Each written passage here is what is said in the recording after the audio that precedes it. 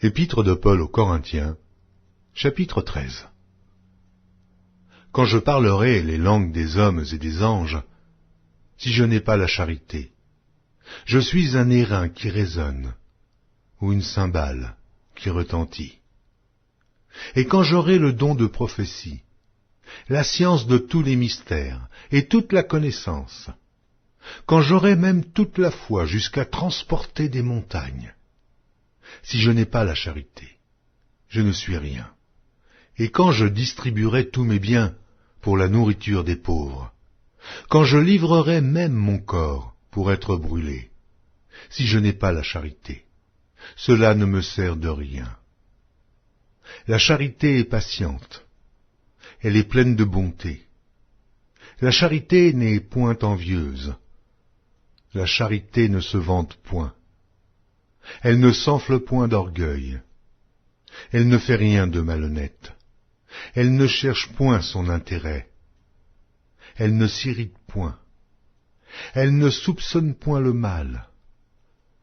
Elle ne se réjouit point de l'injustice, mais elle se réjouit de la vérité. Elle excuse tout. Elle croit tout. Elle espère tout. Elle supporte tout. La charité ne périt jamais. Les prophéties prendront fin. Les langues cesseront. La connaissance disparaîtra. Car nous connaissons en partie et nous prophétisons en partie.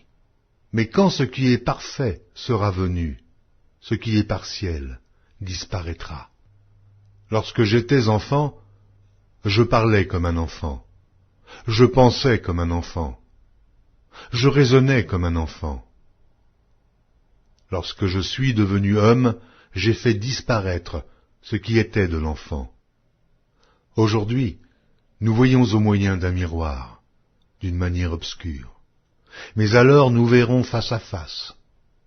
Aujourd'hui je connais en partie, mais alors je connaîtrai comme j'ai été connu. Maintenant donc ces trois choses demeurent: la foi, l'espérance, la charité.